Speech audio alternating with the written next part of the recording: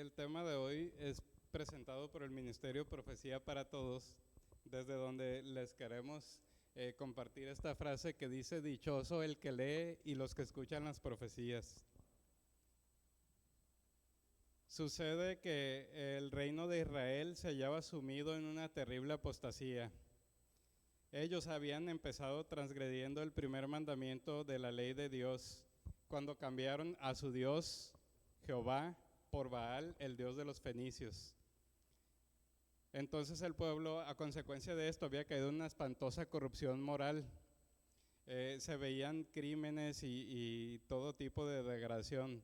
Entonces, para detener esto, Dios envió al profeta Elías a informar a Acab que iniciaría una larga sequía. Así que tiempo después, por la falta de lluvia, los arroyos se secaron, los campos comenzaron a quedar desiertos y se sentía la sed y el hambre, tanto animales como personas. Incluso hubo madres que perdieron a sus hijos por la falta de alimento y de agua. Entonces el pueblo, al ver tan grande manifestación de Dios, en lugar de arrepentirse, comenzaron a decir que todo era culpa de Elías, porque él había ofendido a su Dios Baal, y entonces ellos tenían que encontrarlo para darle un castigo y así Baal les devolviera la lluvia. Así que desde el palacio se ordenó una búsqueda exhaustiva, pero como no lo encontraron, Jezabel, la esposa del rey, en venganza mandó a asesinar a todos los profetas de Dios que quedaban en Israel. Pero cuando se cumplió el tiempo, Dios le dijo a Elías: es momento de presentarte ante Acab. Tan pronto como Acab lo vio, le dijo: con que aquí estás, perturbador de Israel. A lo que él, con toda la dignidad de un profeta, le respondió: yo no he perturbado a Israel, sino tú y la casa de tu padre, al haber abandonado los mandamientos de Jehová y seguir a los Baales. Este es el primer tema de la serie El futuro del mundo, que es una serie sobre eventos finales. Es una serie de temas sobre eventos finales, y el tema de hoy se titula La Ley Dominical, que está basado en el libro El conflicto de los siglos, capítulos 37 y 38. Si alguno de ustedes vio el anuncio y leyó estos capítulos, entonces se sentirá familiarizado con lo que vamos a hablar hoy, pero si no, igual iremos aprendiendo juntos. Yo creo que todos los que estamos aquí alguna vez hemos escuchado hablar de una futura ley dominical y de que va a haber persecución y de que ya no nos vamos a poder reunir en la iglesia y todo eso. Y tal vez más de uno de nosotros se ha preguntado con justa razón: ¿será posible que esto realmente ocurra? ¿O en qué parte de la Biblia nos basamos para creer esto? Bueno, en este tema no nos vamos a detener a hablar acerca de las profecías y los símbolos de la Biblia en los que se basa esta idea, porque eso ya lo hablamos en un tema anterior que se titulaba Un mensaje para este tiempo, donde hablamos del mensaje del tercer ángel. Pero de cualquier modo vamos a abrir la Biblia en Apocalipsis capítulos 12 y 13 para leer unos versículos en los que vamos a basar el tema de hoy. Mientras abren la Biblia, les comento que en el Apocalipsis 12 aparece la profecía de la mujer y el dragón, y en el capítulo 13 aparece la profecía de las dos bestias. Y aunque estas dos profecías forman parte de una misma visión, tienen ciertos paralelismos entre ellas, lo que quiere decir que algunos versículos del capítulo 12 corresponden con versículos del capítulo 13. Por ejemplo, en el 12:14, allí dice que la mujer estaba huyendo de la serpiente, también conocida como el dragón, y se fue al desierto, y en la última parte dice que allí sería sustentada por un tiempo, tiempos y medio tiempo. Esto corresponde a los 1260 años de supremacía papal, que comienzan casi al mismo tiempo que la Edad Media y terminan un poco más allá de que esta termina. Y su versículo correspondiente vendría a ser el 13:5, donde dice que a la bestia le fue dada autoridad para obrar durante 42 meses. Estos son los mismos 1260 años. Y en el versículo 7 dice que se le permitió a la bestia combatir a los santos. Entonces, si ustedes se fijan, en el 12 el dragón persigue a la mujer y en el 13 la bestia persigue a los santos. Es la misma idea presentada de dos formas distintas. Entonces, vamos a leer ahora el versículo 17 del capítulo 12. Después de que la mujer va al desierto, pasan algunas otras cosas y entonces aparece el versículo 17 donde dice: el dragón se llenó de ira contra la mujer y se fue a hacer la guerra contra el resto de la descendencia de ella, contra los que guardan los mandamientos de Dios y tienen el testimonio de Jesucristo. Es interesante notar que el 17, es el único versículo de todo el capítulo 12 cuyo cumplimiento total está todavía en el futuro. Se podría decir que ya empezó a cumplirse, pero se va a cumplir totalmente en el futuro. Y corresponde con el versículo 16, 13-16, donde dice que la imagen de la bestia hacía que a todos, pequeños y grandes, ricos y pobres, libres y esclavos, se les pusiera una marca en la mano derecha o en la frente. Esta es una marca que obviamente la descendencia de la mujer que guarda los mandamientos de Dios no va a estar dispuesta a recibir. Y por eso el dragón le va a hacer la guerra. Y si ustedes se fijan, estos dos pasajes ocurren después de que termina el periodo de 1260 años, lo cual ocurrió, este periodo terminó en 1798. Y sucede que desde ese año ha habido en el mundo cristiano una época de libertad religiosa y de derechos humanos de la que todos gozamos ahora. Entonces, por eso está la pregunta: ¿será que estos versículos de persecución religiosa se van a cumplir en el futuro? Bueno, pues vamos a explicar cómo está el panorama. Sucede que durante la Edad Media la única iglesia cristiana oficialmente reconocida era la iglesia romana, bajo la dirección del obispo de Roma, también conocido como el Papa. Esta iglesia le prohibió a sus miembros el estudio de la Biblia con el pretexto de que únicamente los sacerdotes estaban autorizados para interpretarla.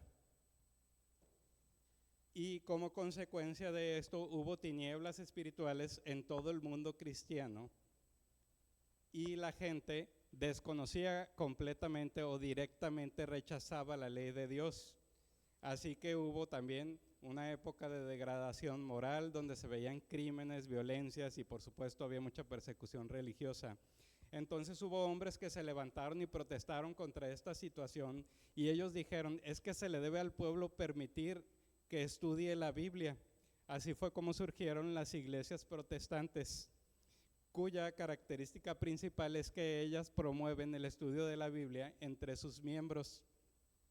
Y siglos más tarde estas iglesias también comenzaron a defender la libertad religiosa, o también conocida como libertad de conciencia, que es el derecho que todos tenemos de adorar a Dios según los dictados de nuestra propia conciencia.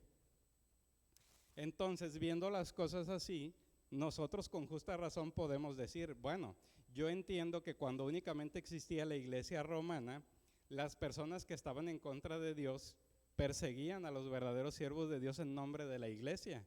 Pero ahora que existen las iglesias protestantes, eso ya no es posible.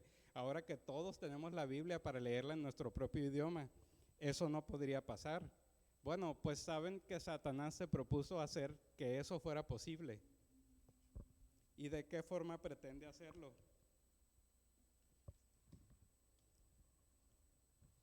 En primer lugar, algunos siglos después de que surgieron las iglesias protestantes, él metió en escena el espiritismo moderno, cuya principal enseñanza es que los vivos se pueden comunicar con los muertos. Pero no hay que dejarnos distraer porque no va a ser el protagonista. Es un arma poderosa de Satanás, pero realmente lo que Satanás se está proponiendo es que, así como durante la Edad Media él usó a la iglesia romana para quitarle al pueblo la Biblia, ahora en la edad contemporánea él está usando a las iglesias protestantes para arrebatarle al pueblo su fe en la Biblia y de este modo conseguir los mismos resultados que consiguió durante la Edad Media. Y uno puede decir: pero si las mismas iglesias protestantes enseñan a estudiar la Biblia, ¿cómo es esto posible? Bueno, sucede que muchas de las iglesias protestantes surgieron hace unos 500 o 400 años y durante estos últimos siglos se han ido descubriendo ciertas verdades de la Biblia que actualmente la mayoría del pueblo no está dispuesto a aceptar. Y entonces cuando estas verdades se les presentan a los líderes de las iglesias protestantes, ellos dicen, oye, pero si empezamos a enseñar estas verdades, entonces la gente va a dejar de venir a la iglesia. Y de por sí el mundo está perdido, se va a poner peor. Pero realmente lo que a ellos les interesa es mantener la influencia y el financiamiento. Entonces los teólogos comienzan a dar interpretaciones, los teólogos de esas iglesias comienzan a decir, no, es que la Biblia realmente no dice eso y así. Y los predicadores presentan esas interpretaciones y cuando el pueblo va y estudia la Biblia en sus casas, leen y dicen como que algo aquí no cuadra, como que algo anda mal. Un ejemplo de esto, una doctrina de la iglesia romana que fue heredada a las iglesias protestantes es la de la inmortalidad del alma, la cual enseña que aunque el cuerpo de una persona puede morir, el alma en realidad nunca muere. Así que tan pronto como el cuerpo muere, el alma de la persona va al cielo o al infierno. Pues en siglos recientes se descubrió que la Biblia en realidad enseña que el alma que peque, ésta morirá. Y también que los muertos nada saben, sino que están en un estado inconsciente, como estar dormidos, y que únicamente van a ser despertados cuando Dios así lo diga. Pero cuando le presentan estas verdades a los dirigentes de las iglesias protestantes, ellos dicen, pero es que para la gente es muy bonito pensar que sus parientes muertos ya están en el cielo. Además, para algunos podría ser terrible pensar que en algún momento realmente van a tener que morir. Y entonces los teólogos empiezan a dar explicaciones. Pues fíjense que la Biblia habla del fuego eterno y Jesús habló del infierno en una parábola y todo eso. Y entonces la gente oye estas interpretaciones y va y busca en su Biblia y no pueden entender doctrinas como, por ejemplo, doctrinas bíblicas como la resurrección de los muertos. ¿Para qué tendrían que resucitar los muertos si ya están en el cielo? Y entonces la gente, en vez de pensar que lo que les enseñaron está mal, empiezan a decir como que la Biblia no está muy clara de entender. Otro ejemplo, la iglesia romana siempre, lo que sí enseñaba es que hay que guardar los 10 mandamientos. Y esta doctrina también pasó a las iglesias protestantes y estas iglesias también enseñaban, se debe guardar la ley de Dios. Pero hubo un punto de la ley de Dios que los protestantes no vieron sino hasta el siglo XIX, que fue que el cuarto mandamiento ordena la observancia del sábado.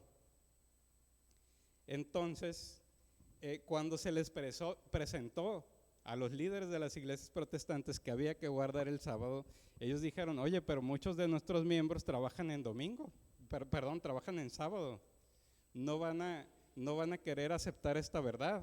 Así que empezaron a decir, es que esa es una ley del Antiguo Testamento que quedó abolida con la muerte de Cristo en la cruz, así que los cristianos ya no tenemos que guardarla.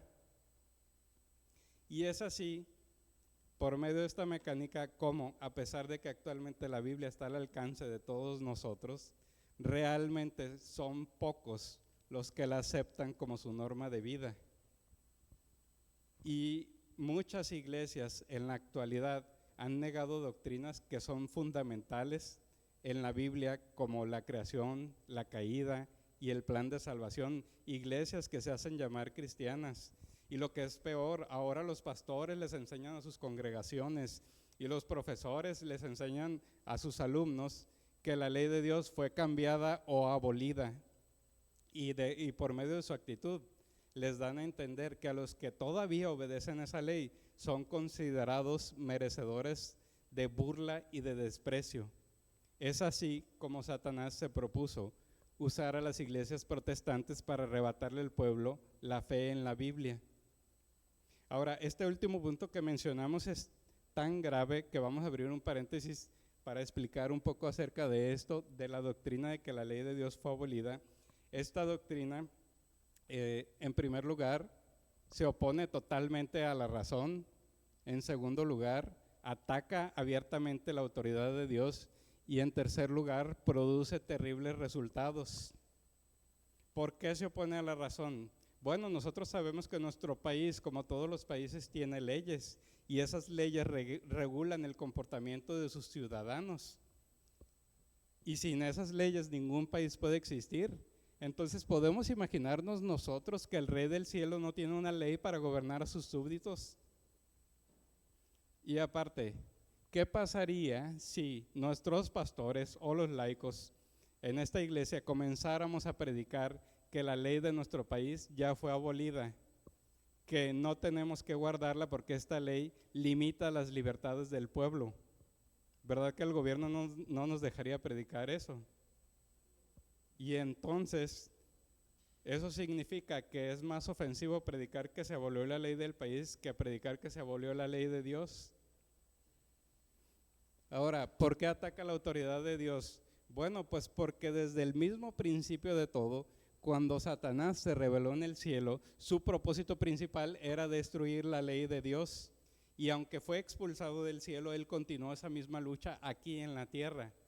Así que ahora, en la tierra, a lo que él se dedica en realidad es a engañar a los seres humanos para que ellos quieran transgredir la ley de Dios. Así que aquí podemos preguntarnos, ¿de quién creen que fue la idea de que los 10 mandamientos fueron abolidos? Obviamente de él. Y al rechazar la ley de Dios, lo que están haciendo las personas es que ellos en realidad están negando la autoridad de su autor. Y entonces cuando las personas tienen nominalmente un Dios sin autoridad, necesitan suplirlo con algo que ellos consideren que tenga más autoridad. Así que muchos empiezan a hacer ídolos filosóficos, mientras que realmente pocos adoran al Dios de la Biblia. Otros adoran a la naturaleza en lugar de adorar al creador de ella. Y es así como gracias a esta doctrina, en el mundo cristiano hay igual nivel de idolatría que la que hubo en tiempos de Elías, aunque de otra forma. Y además, el conflicto que viene, que es de lo que trata este tema, no es más que la última batalla de esta gran guerra que inició en el cielo. Una batalla de las leyes de los hombres en contra de la ley de Dios, de la religión de la Biblia contra la religión de las tradiciones.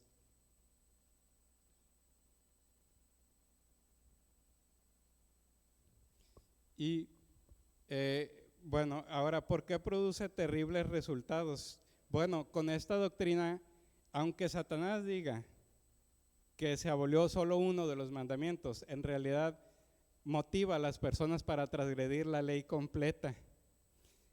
Las personas que desprecian de esta manera la autoridad de Dios caen en las trampas de Satanás y aceptan sus engaños.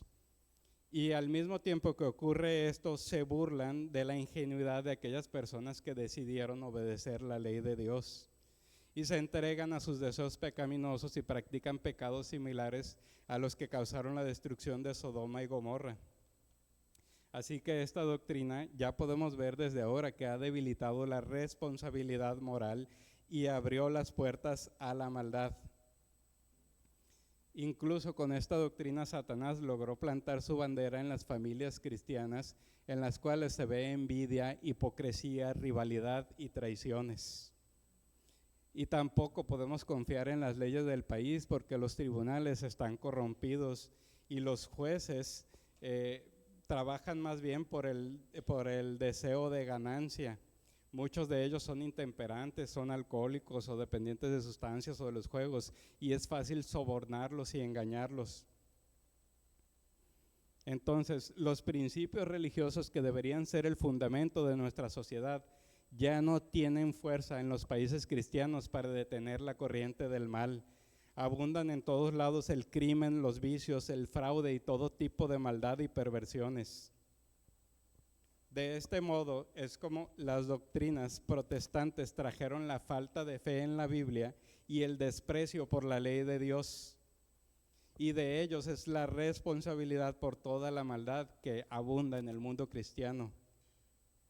Sin embargo, ellos dicen que toda esta maldad que hay se debe a la violación del domingo. O sea, ellos dicen, es que si las personas apartaron un tiempo para venir a la iglesia en domingo, entonces las cosas no serían así.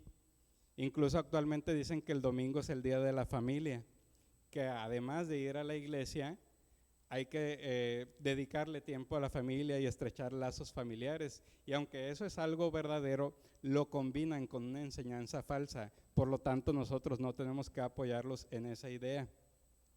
Entonces, volviendo a donde estábamos, tenemos a estos tres actores e históricamente un abismo de separación entre ellos, porque los protestantes creen que las doctrinas de la Iglesia romana no son bíblicas y que el espiritismo ni siquiera es cristiano. Sin embargo, gracias a estas falsas doctrinas que ya mencionamos, serán los protestantes los que tomarán la iniciativa y tenderán puentes para cerrar estos abismos. Por un lado, la santidad del domingo crea un lazo de simpatía con la Iglesia romana y por otro lado, la inmortalidad del alma sienta las bases para aceptar el espiritismo. Y de esta forma se formará una triple alianza con poder suficiente para anular la libertad religiosa. Uno de ellos solos no hubiera podido, pero los tres juntos serán imparables.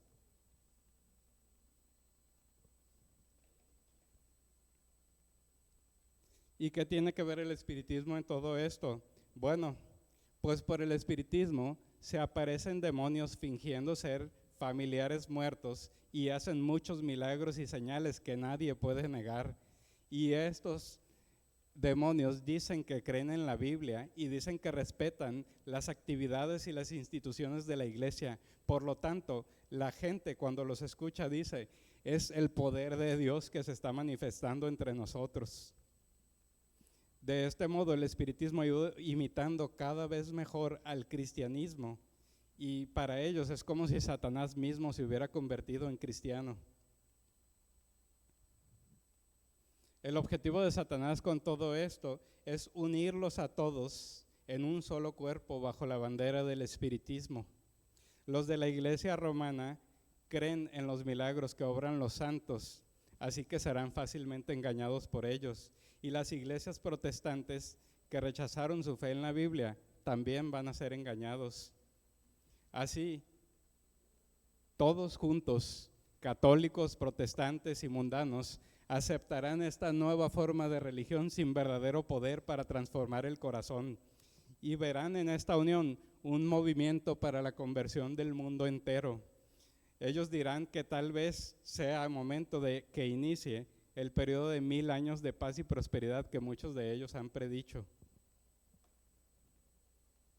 Pero Satanás, al mismo tiempo que por medio del espiritismo se presenta como el que sana las enfermedades, como el que une a las personas y como el que les ofrece paz y prosperidad, al mismo tiempo arruina a miles de personas con sus tentaciones y provoca a las naciones a que se declaren la guerra unos contra otros.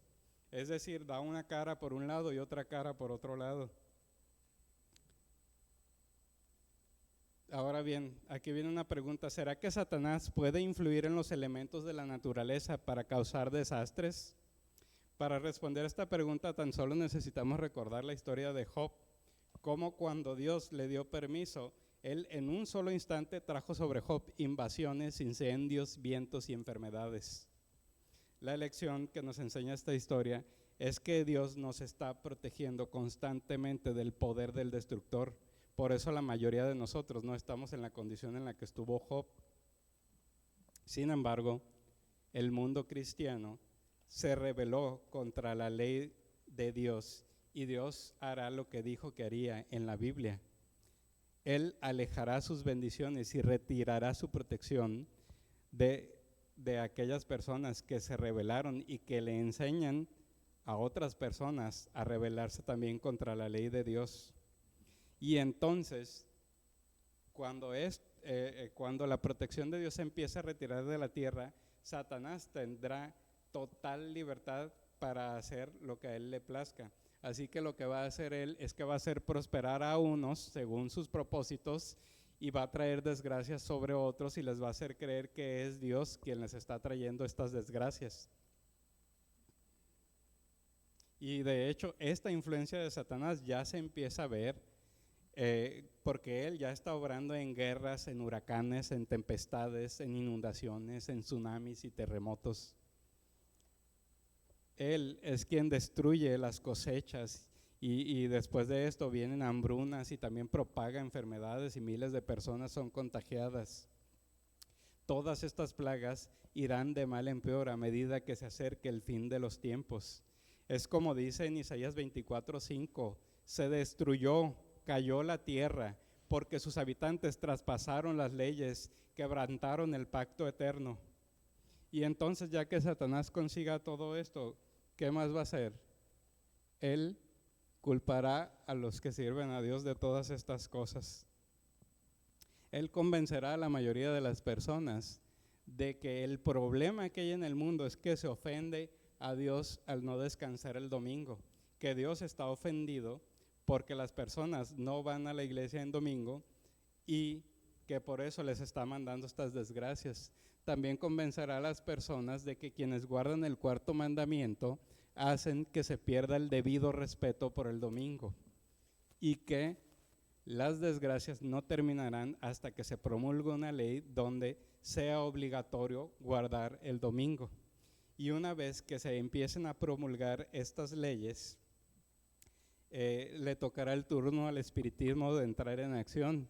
Se aparecerán personajes muertos que fueron respetados en vida y ellos vendrán con el siguiente mensaje. Dirán, realmente lamentamos toda esta maldad que hay en la tierra y estamos de acuerdo con sus pastores, con sus sacerdotes y obispos, de que esta maldad se debe a la profanación del domingo. Y por eso Dios nos envió para convencer a esas personas que desprecian el domingo de que deben respetar la ley de su país como si fuera la ley de Dios. Y por supuesto, todos los que no acepten este mensaje se ganarán la ira de muchos. Y de este modo se repetirá la historia de Elías, de cómo un pueblo que quebrantaba los mandamientos de Dios culpó al siervo de Dios por las desgracias que ellos tenían. Y si ustedes se fijan, usando esta estrategia es como Satanás engañó a la tercera parte de los ángeles. Él se puso en contra del gobierno de Dios mientras fingía estar a favor de él. Él decía que todo lo que hacía era para proteger la estabilidad del gobierno de Dios. Y una vez que sus acciones trajeron malas consecuencias, culpó de todo a los ángeles que no lo siguieron. De la misma manera es lo que está haciendo ahora mismo. Logró que las iglesias cristianas se pusieran contra la ley de Dios mientras fingen estar a favor de ella. Y una vez que eso traiga malas consecuencias, culpará de todo a los que guardan los mandamientos de Dios. Y entonces se encenderá la persecución a todos los que Satanás no puede engañar o hacerlos caer con sus tentaciones. Entonces intenta dominarlos por medio del temor o la fuerza. Por eso él inducirá a las autoridades civiles a imponer leyes contrarias a la ley de Dios. Entonces, cuando esto suceda, los que guardan el sábado serán declarados enemigos de la ley y el orden. Se dirá que son culpables de la falta de moralidad que hay en el mundo y de todas las desgracias que hay por todos lados. Y desde los púlpitos, los ministros, los pastores y los sacerdotes predicarán que se debe obedecer a las autoridades civiles porque fueron instituidas por Dios. Y principalmente las iglesias protestantes desearán callar a aquellos cuya fe sí se basa en la Biblia.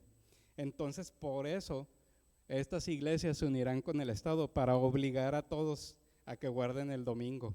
La falta de autoridad divina, es decir, el hecho de que esto no venga en la Biblia, va a ser suplida por leyes humanas muy estrictas. ¿Y saben dónde va a iniciar todo esto? En Estados Unidos.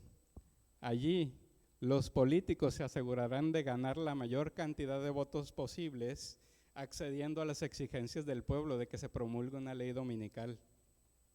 Y en ese país la libertad religiosa, que fue uno de los pilares de esa nación, ya no será respetada. Y en esto veremos cumplirse las palabras de Apocalipsis: el dragón se llenó de ira contra la mujer y se fue a hacer la guerra contra el resto de la descendencia de ella.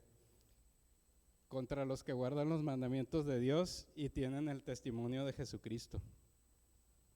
Entonces, ¿cómo podemos estar seguros durante la prueba que ha de venir?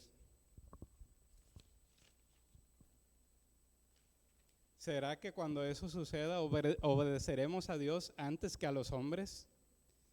¿Tendremos el valor suficiente para defender los mandamientos de Dios? Para poder lograr esto necesitamos comprender la voluntad de Dios y conocer su gobierno, sus fundamentos y sus propósitos. ¿Cómo podemos adquirir este conocimiento? Obviamente, mediante el estudio de la Biblia.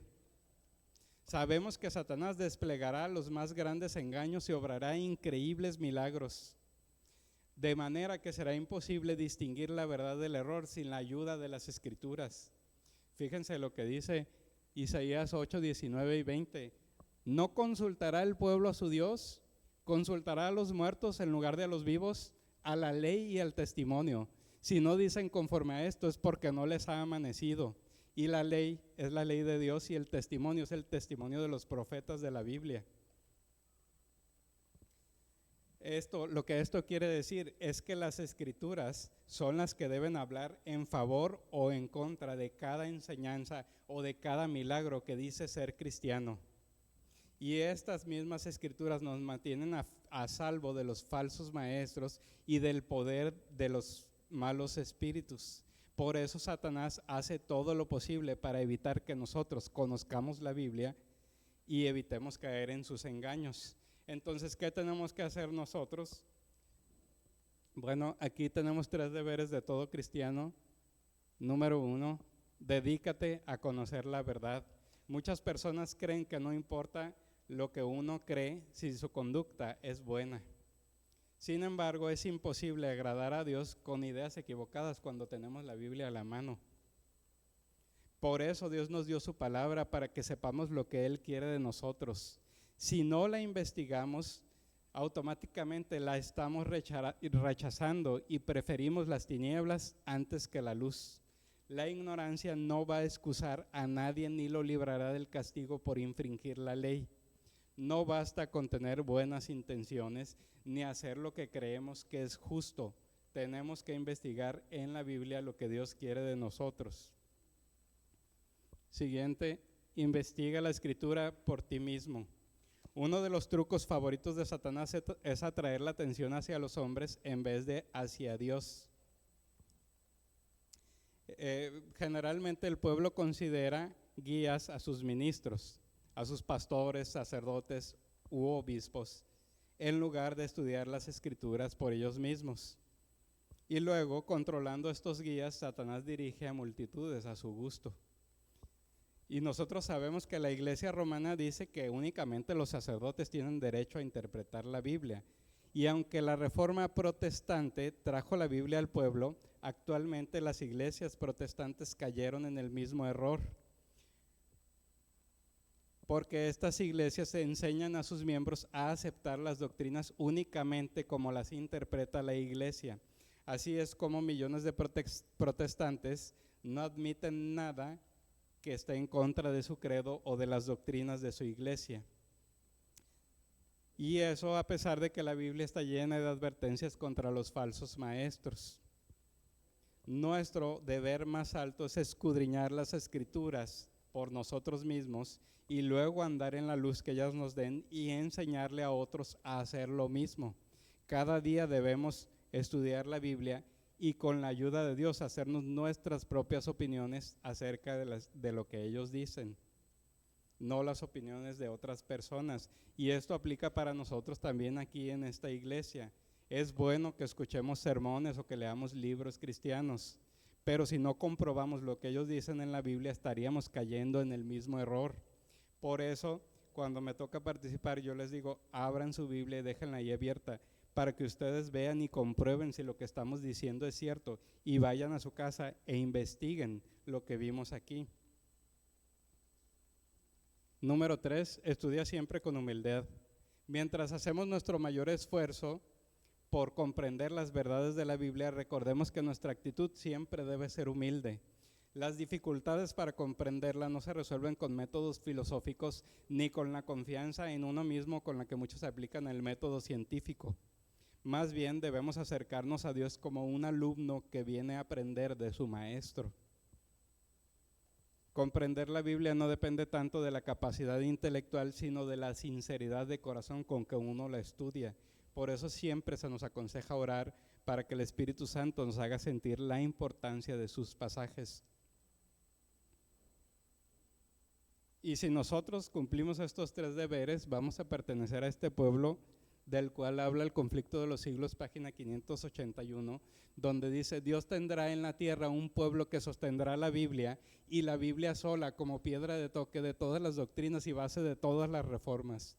Ni las opiniones de los sabios, ni las deducciones de la ciencia, ni los credos o decisiones de concilios, ni la voz de la mayoría, nada de esto, ni en conjunto ni en parte, debe ser considerado como evidencia a favor o en contra de cualquier punto de fe religiosa.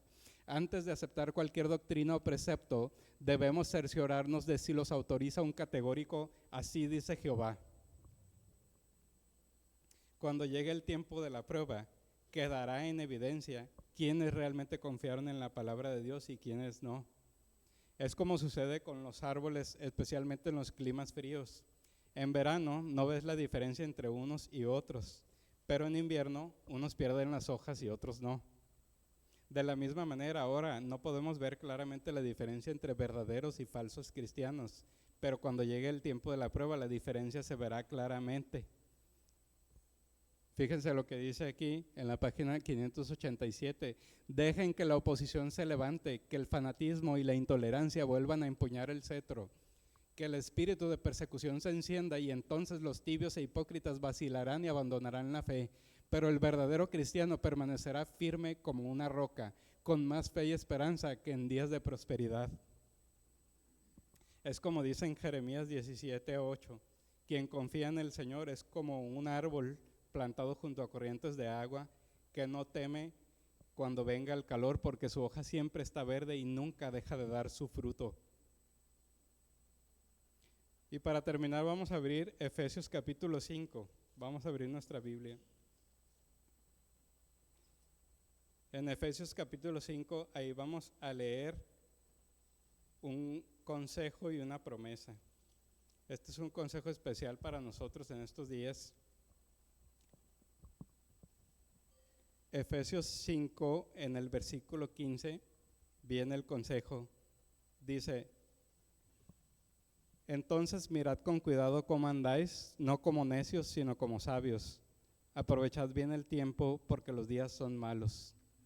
Y la promesa viene en el versículo 14, donde dice: por eso dice, despierta tú que duermes, levántate de los muertos y te alumbrará Cristo. Y si Cristo nos alumbra, no tenemos nada que temer.